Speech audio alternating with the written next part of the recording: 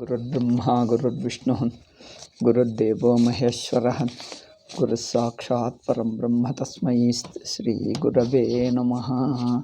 Om Om Om. 19th shloka in the 5th. Okay, why this light is, I think this is better. Yeah, in the 19th shloka of the Bhagavad Gita. Oh, my defect with my specs. Just a minute. In the 5th chapter, 19th shloka we have finished. What is that? Yahaiva tairjitas sargaha esham samye sthitam manah nirdosham hi samam brahma tasmad brahmani te sthitah. How Jnani understands himself. See, as I told you before, Bhagavad Gita. Oh my God. Just a minute.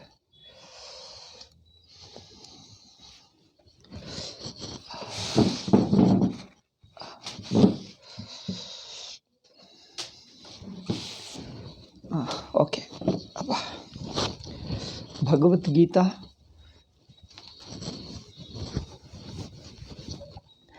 talks of not only the truth,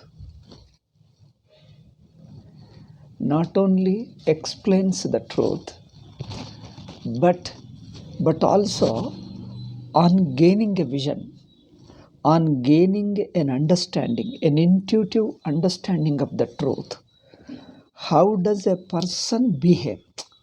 This is an interesting thing. See, how does a person behave? How is his vision of the world and himself and his interaction and everything after the vision? After the vision means how does the vision change his life completely?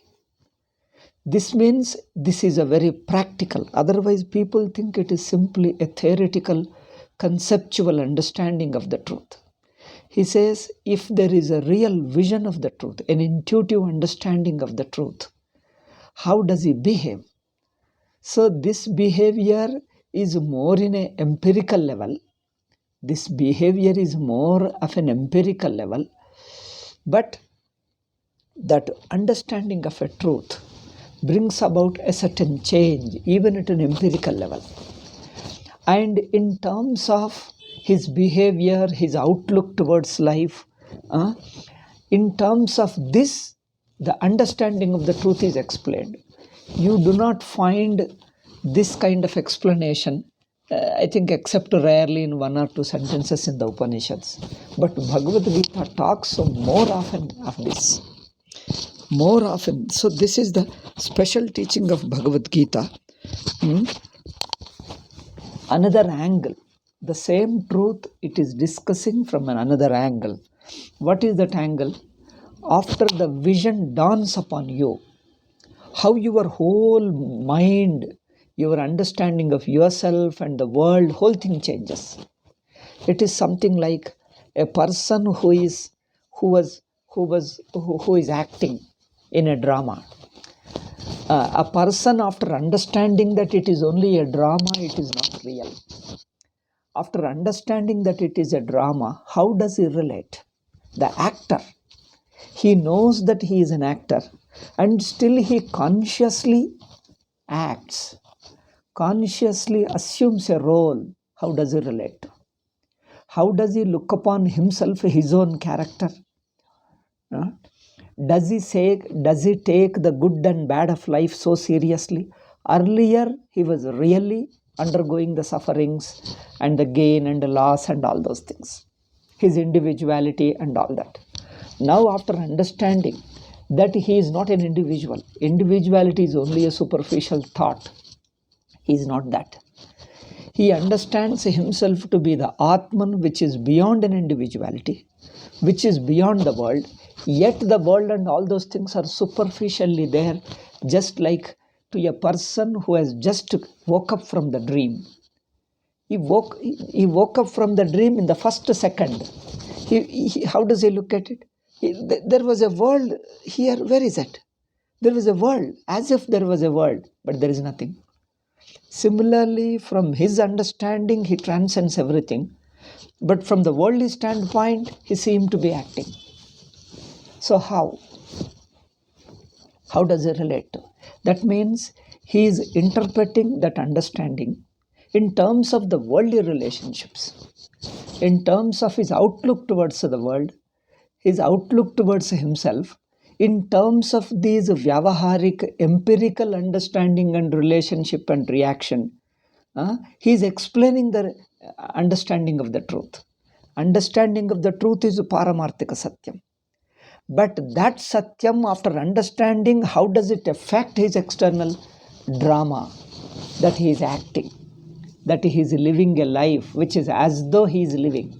It's not a serious living. This now, for whose sake this explanation is given? This explanation is given not to the jnani. How jnani acts and lives, all that thing, he cannot be explained, it need not be explained to him. It is for a common man, it is for a sadhaka to understand. And this also is another prakriya, another way of explaining the truth, so that at least in nididhyasana stage, at least in the stage of contemplation or meditation, there he understands how even this mind, thought and everything is just a nothing when compared to myself as a truth. Compared to the Atma, all these things are just a false appearances, like in the mirror. In the mirror you see them. Once you discover, oh, it is only a reflection. Earlier you thought, seeing a reflection in the mirror, there is a real tree. There is a real tree, flowers, plants and everything you thought from a distance. As you go close and touch it, oh my God, it is only a reflection in the mirror. There is no tree, there is no flower, there is no leaves. There are no leaves, no flowers and no tree. Even after understanding, how you take it? You understand it's not there, but just still you laugh at it. Take it so lightly. Similarly, after understanding, after falsifying the individuality and the world and everything, it may look as if it is there, but it doesn't exist. The reality has been negated. Okay? What appears is also negated. Say, either individuality, the world and the mind and the thoughts and everything, they are just false entities, false things, just a thought upon oneself, falsely imagined upon oneself. Falsely imagined means as you imagine doesn't exist. You are aware that it doesn't exist. Even as you imagine, it doesn't exist. That way. So, how jnani's understanding affects the worldly life from the other's standpoint, and from his standpoint, they don't exist apart from him. So next he says, Yasman nirdosham samam brahma. In fact, this is not for explaining jnani. Jnani cannot be explained because from his standpoint, it doesn't exist. It is like trying to explain the body of a sleeping person. You are trying to explain how the body looks like from the of a sleeping person. A person who is in deep sleep, what to talk of his body? Body doesn't exist for him. But yet if you talk, you have to say in some way, but all that explanation only means it doesn't exist for him. All that it only means that it does not exist for him as it used to be when he was awake. When he was awake, he really thought he is the body and he is a person. So all that his waking individuality, waking understand ceases to be there for his level. This is what is the real implication. But this implication is explained from another angle, from the empirical angle. This is really a confusing thing. In a way it helps, but in a way it gives a misunderstanding also. If people start thinking that jnani, an enlightened man, continues to be an individual and the body and the world and all that, it is not, the purpose is not to explain that he See, I have seen some gurus talking like that, that Jnani is also an individual, Jnani also interacts with the world, Jnani also sees Dvaitam. Yeah, this is too much. See, this is only a way of explanation. It's not that he sees Dvaitam and he lives as an individual and interacts with it. This you must remember. This is very, very important thing. Shankara is very, very categorical. Okay, so he becomes free from individuality, he becomes free from duality. Yet this explanation is in keeping with the sadhaka who has not yet transcended, who has not yet falsified his individuality, who has not yet falsified his duality. For that person, this is explained. It is not an explanation from Jnani standpoint. It is an explanation of Jnani to the Ajnani.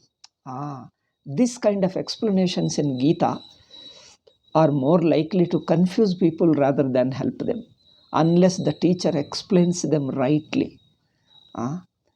You have to understand it from the right standpoint. Otherwise, these are likely to give rise to more misunderstandings than understanding. Jnani, for an enlightened person, the world, his individuality don't exist apart from him. That means he alone, non-dual. Yet, there is a perception at one level, but he stands beyond that. There is a perception at one level, and he stands beyond that. This is the right way of understanding. Okay. Therefore, he stands beyond it. This is important. So, then why giving this kind of explanation? It is more for an ignorant person who has not yet falsified, who has not yet transcended his individuality. For him, to help him, this explanation is given. So this explanation helps him how not to take his individuality, not to identify with his individuality, not to take the world and duality as something really existing. Even that so-called duality is also, from his standpoint, it is himself. Even that all that is himself alone. So that way, so it is more for a sadhaka under nididhyasana. This kind of explanations are given in Bhagavad Gita. Therefore, these Bhagavad Gita's explanations are somewhat different, strange and different from the Upanishadic way. Upanishad directly talks of the truth. This kind of explanation, truth from the level of ignorance. See, you talk of the truth from the level of ignorance, it becomes very difficult. It is like talking about the rope from the level of snake. Can you talk of rope from the level of snake? It looks a contradiction. It looks difficult to understand. You talk of the rope from the level of snake. How can you talk of the rope from the level of the snake? If you are seeing the snake, if you come down to the level of the snake, then you are missing the rope. The rope is covered up. Rope is not visible as long as you are seeing the snake as really existing. But once you falsify, then the snake doesn't exist. There is only a rope. Yet you have to explain it because it is helpful to the person who is seeing the snake, how to transcend the snake and see the rope alone. So it is more to help a person. They are the two different levels. One level is the world perception, another is transcending the perception and staying as Brahman. Okay, the 20th shloka, let us see. Na prahurshet priyam prapya. This also we have touched little bit in our previous class. Priyam prapya, when he finds something, a pleasant experience at the level of sense organs or mind. At the level of sense organs and mind, when he finds a pleasant experience, he doesn't get elated. He doesn't rejoice. Why? Why should he not rejoice? When you find something pleasant, you must rejoice. Why should he not rejoice? If he rejoice, does it affect his understanding of the truth? Why should he lose the joy of rejoicing, elation? And also nodvijet prapya chapriyam. He is not disturbed by something unpleasant experience, both at the level of sense organs or mind or individual level. So this explanation that when the experiences of pleasant, unpleasant at the sense organ level, at the mind level. So pleasant, unpleasant experiences come to him because the interaction, as long as there is a perception, there is going to be some pleasant, unpleasant. It is inevitable. As long as the sense organs are there, they are in touch with objects and there is some pleasant, unpleasant, heat and cold, pleasant and unpleasant experiences are inevitable. So how does he take those experiences of pleasant, unpleasant at the level of sense organs? How does he take them? Generally, common man, we know how does he react. He gets deeply disturbed. When there is a pleasant experience, he cannot control his joy. Oh, he just becomes joyous, overjoyous. He rejoices it. He celebrates it. You tell a good news to somebody, something good news that he passed examination, or he got some money, or something good happened to him. Oh, he cannot control. He just jumps and dances and he jumps and rejoices, shakes hands with others. Oh, how happy I am. That means you get a little pleasant experience, as something gain or success or something, you can't control your joy and you become overjoyed. And the joys go to such an extent, some places, rarely in some event, he is so overjoyed that because of his overjoy, he loses his life also. One person, he got a big amount of money in some lottery or due to something. He gained a lot of money in his business or something. He couldn't believe the news. Really? He told, yes, it is really. That's all. He had a heart attack and then he just died. Because when the joy is also overjoy, mind unexpected and overjoy, you can't stand it. So when there is something in honor or overjoy, you cannot control it. You cannot accommodate it within you because you didn't expect it. When you get something, you feel that it is more than I expected and you become overwhelmed and you don't know how to talk and how to behave. Just you lose control and jumping and dancing and then do singing and all kinds of things do. When you are disturbed also, when there is an unpleasant experience also, he just can't control it. He blurts out, shouts and screams, abuses people and does all those things. Even that is also happens. So Hrsha, na prahrushyet, he gets a harsha. Udvega means he feels disturbed. He feels a sorrow, disturbed and suffers. These are the normal reactions of any person. Commonly you find anything pleasant comes, you just becomes overjoyed or rejoice. Something disturbing comes and you get disturbed. Something unpleasant experience, you get disturbed. So then how does Jnani do? Does he also react like this? So through these reactions, he is pointing out his understanding of the truth, his enlightenment. He is explaining the nature of enlightenment through these reactions. But the reactions himself don't mean anything. It only means that he is not affected by these reactions. That's all it means. Because nothing is great for him. Nothing is a gain for him because he already got the highest thing, the absolute thing. When he finds everything, the purna, complete and happiness, fullness and completeness, the very discovery of the truth, the understanding of the truth makes him a complete being, a non-dual being. And there cannot be any new gain, new success, new honor for him. Whatever the worldly experiences give him, he is more than what the worldly experiences can give. The worldly experiences of pleasure, happiness, honor, success, all these things look too small for him because he stands in that absolute state of fullness. So this is what the reason of explanation. He is not elated, he is not rejoice. He doesn't rejoice. Why? Because he already finds himself to be full and complete and infinite. His very nature is infinite. and it is spontaneous and self-existing. It is self-existing. It's not an acquired thing. So when he discovers that Atma by its very nature is full and complete and infinite, absolute, and he finds nothing in life which can make him overjoyous. You rejoice only when you get something more than you expected, more than you are at the moment. If you get something more than what you are at the moment, you becomes overjoyed. Jnani doesn't become because he already full, he is already complete and infinite. That means any other experience in life at the level of mind and sense organs is too small for him, because he is too big, too infinite. He is too infinite that any experience in life looks very small for him.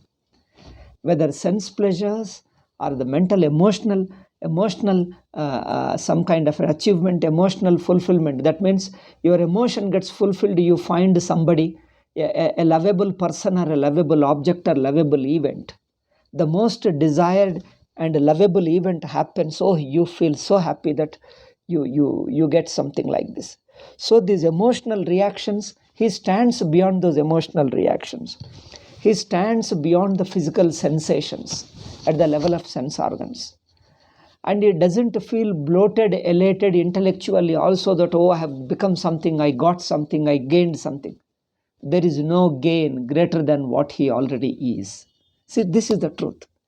He discovers himself, he understands himself to be so complete and infinite that any other gain looks too small for him, because he is already infinite. Because nothing is greater than infinity. So Jnani is, and that infinity is a spontaneous self-existing fact. It is not an acquired one. Any other thing is a tentative, because an acquiring means you didn't have before and you got it. You didn't have before and then you got it just now. This is something, an addition, an extra gain, an additional gain. For Jnani, for enlightened man, nothing is additional, because nothing can add to him. What he is so complete, so infinite that nothing can add to him. It's like an infinity. You take in a mathematical infinity, numerical infinity. You can't add anything to the infinity, because anything you add is already part of infinity. It has not come from outside infinity. Somebody said in mathematically, infinity plus 1 is infinite and infinity minus 1 is infinite. People wonder, how can be that? Infinity plus 1 should be infinite and 1. Infinity plus 1 should be called infinite and 1. Like 100 plus 1 is called 101. 100 plus 1 is called 101. Similarly, infinity plus 1 should be called infinite and 1. If 1 is minus, then 1 is minus, then you have to say a 1 is less than infinity. No, because infinity is some. So this looks mathematically, orally, theoretically okay. But actually, in experience, infinity plus 1 is meaningless word. You can't add anything to infinity, because there is nothing outside infinity. And there is nothing outside infinity, there is nothing to add. And whatever you need to add is already included in it. This is what it implies. Infinity plus 1 means infinity. People say infinity plus 1 is equal to infinity. You are wondering, what is it? How can it be like that? You add one thing to infinity, it remains infinity? No, it must become infinity and 1. No, it doesn't become. Why? Because you can't add. Why can't I add? I want to add. Whatever you want to add is already part of infinity. That means your understanding of infinity was wrong. Now you understand, anything you want to add, anything you can add, it is already included. Nothing is excluded. Nothing is excluded. It is really infinite. So by gaining that idea is that, see, these are all theoretical, conceptual explanation. The real meaning, the implication of it is that he doesn't feel any insecurity, any deficiency, any inadequacy, any kind of, whether physical or mental or intellectual or anything, social, economic. He doesn't feel any deficiency. any incompleteness, any insecurity. He is so spontaneously free. There is nothing you need to add. Nothing can be added and nothing he needs. He doesn't need anything to add. So it is only to give an understanding that all the limitations, all the sizes, all the measurements it transcends. It becomes infinite, beyond any measure. Beyond any measure. So the idea is all limitations, all smallness, all measurements of the mind and sense organs, he transcends. Everything is included in his infinity, so there is nothing is left out. That's what is implied.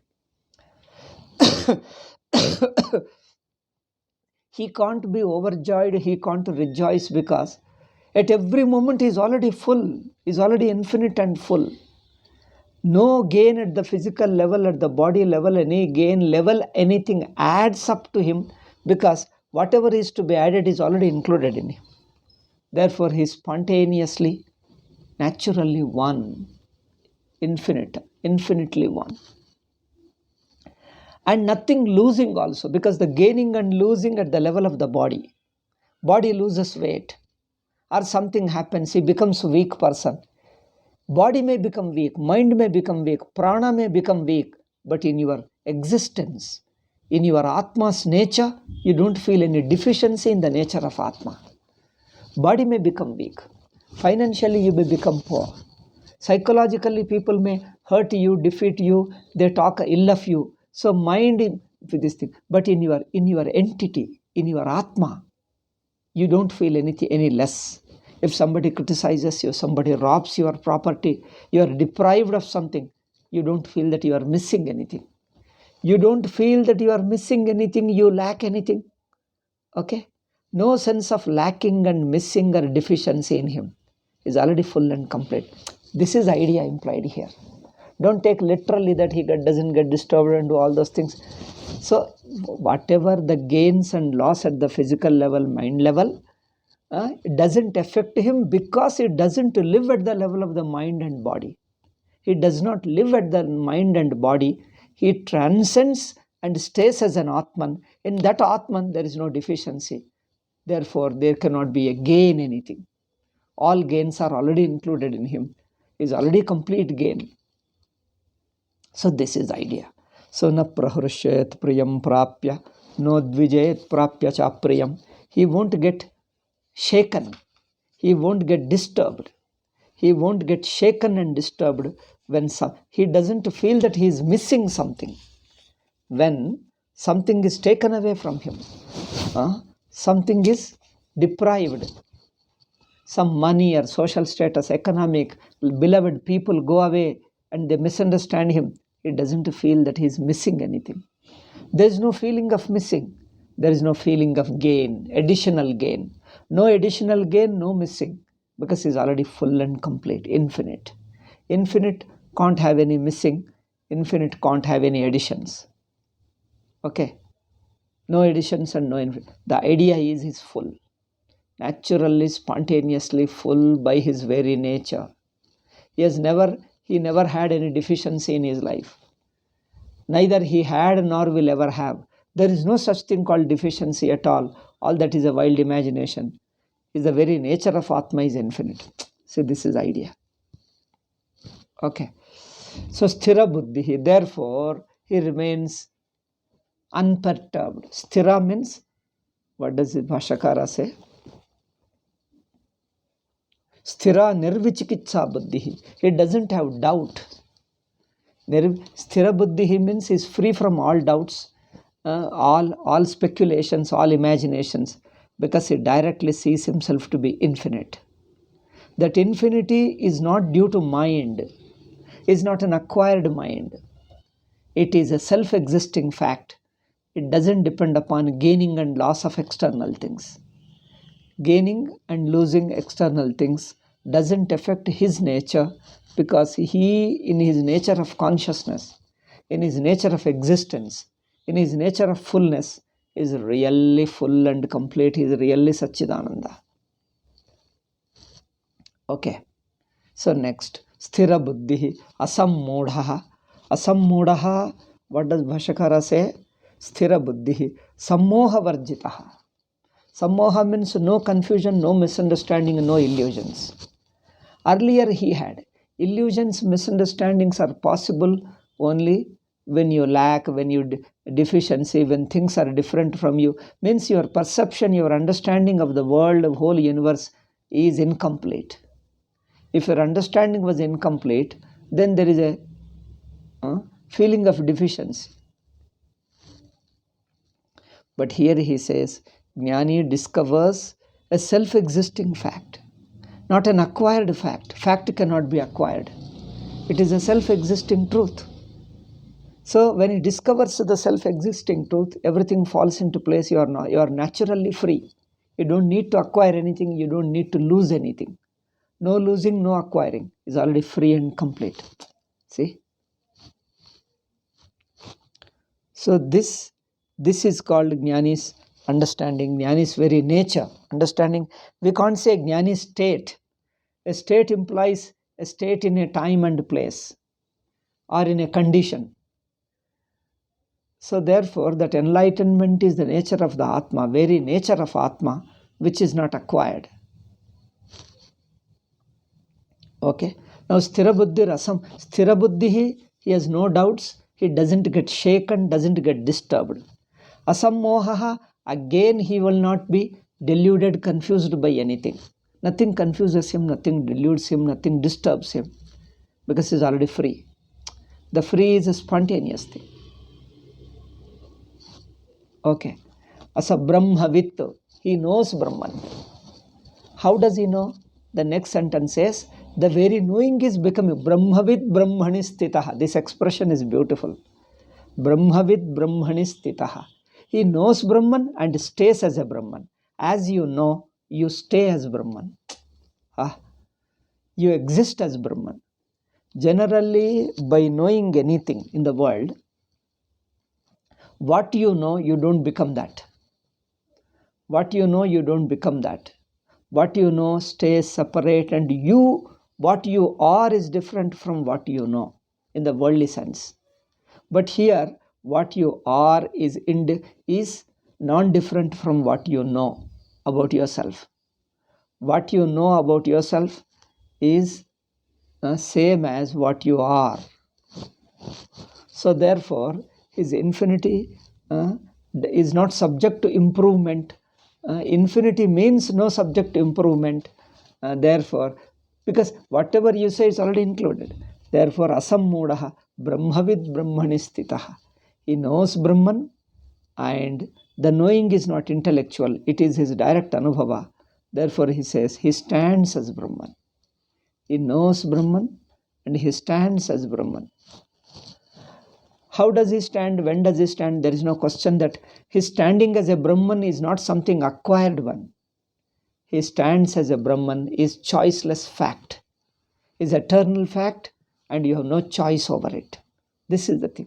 When he understands that I am not choosing Brahman, I am not choosing to become Brahman or to be Brahman, it is already there. You are already Brahman. That's all. You are not choosing, because it doesn't depend upon choice. The very choice ceases to be there. It is spontaneous, self-existing, infinity. Okay. This we have to do manana, nididhyasana. Not get attracted, not get carried away by the external forms and names and forms of the world. And even your sense organs and mind also is part of the world, whole avastha. You swallow the whole avastha, whole waking state, and stand as pure consciousness. And there is nothing other than the consciousness. There are no thoughts even. Because even the thoughts are already included in the nature of Atma. All kinds of thoughts and emotions, ideas and ideologies, everything is included in the conscious nature of Atma. In that consciousness, nothing is left out. Okay. So, sthira buddhi rasam mudaha brahmavit. He knows. Knows means it not a intellectually, conceptually. It is an intuitive. It is an intuitive understanding. As you intuit, you stand as Brahman. The intuiting Brahman, there is no intuitor and intuited. difference. That means you negate by negating the difference, you stand as non-dual. By negating the difference, you stand as non-dual. Therefore, Brahmavid Brahmani Sthitaha. Next shloka. Pashyasparshaya swasaktatma vindatyatmani yatsukam sabrahma yoga yuktatma sukhamakshayam. This is 21st shloka. Let us give a simple meaning of the shloka and then leave it, so that in the next class we discuss more about the meaning of the shloka. See, whatever happiness an ordinary person gets before he gets enlightened,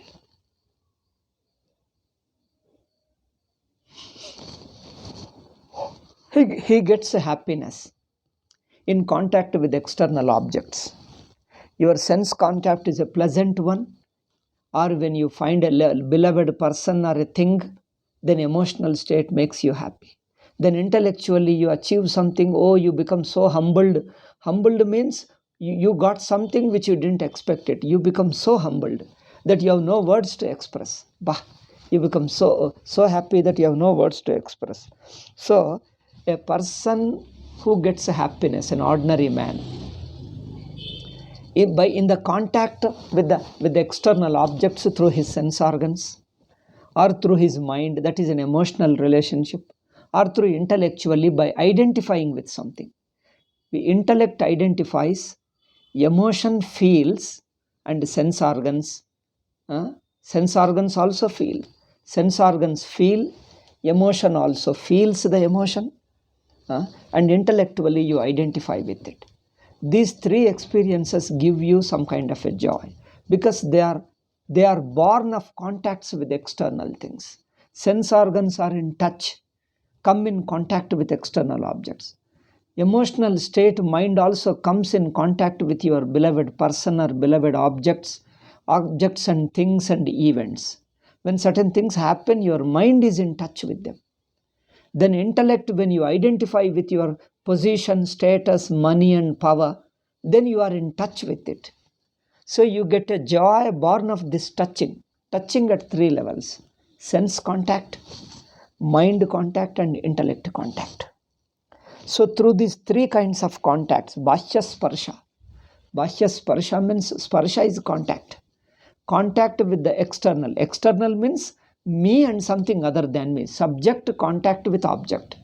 When subject comes in contact with an object, okay. So through this contact, yet sukham vindati, whatever the happiness you get, all that happiness is too small compared to the Atmas, compared to the happiness born of contacting with Atma. Contacting means being Brahman alone. Sabrahma yoga yuktatma, a person who discovers as Brahman, who understands that it is a self-existing fact. You have no choice. You have no choice whether you are Brahman or not. Oh, let me be Brahman. You can't choose to be Brahman. Oh, I don't like Brahman. I postpone. I don't want to be Brahman. Neither you can choose, nor you can, neither you can acquire it, nor you can lose it. It is a self-existing fact on its own. It is a fact nobody can change. Okay? When he discovers that he is already all happiness, full and complete and infinite, then what happens? Brahma Yoga Yukta Atma. His happiness is born of Brahman contact. Brahman contact is a way of telling, because there is no contact. It is a dissolving the duality. It is dissolving the duality and standing as non-dual.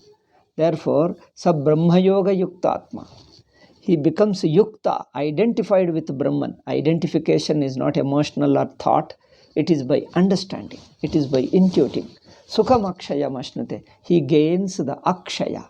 Akshaya means unending happiness. Infinite happiness, unending. His happiness never ends wherever you go, whatever you do, whatever you experience. He is happiness by its very nature. Okay. 21st shloka we have completed. Then talking about the worldly pleasures born of contacts, how the pleasures born of contacts are illusory, how they give you wrong impression. In fact, they look like pleasures, but they are not. They give trouble to you. About the worldly pleasures, in contrast with Atmananda, it's talking of worldly pleasure. Okay, with this 22nd shloka, Jnani's behavior. Oh, still Jnani's behavior continues in the 23rd also.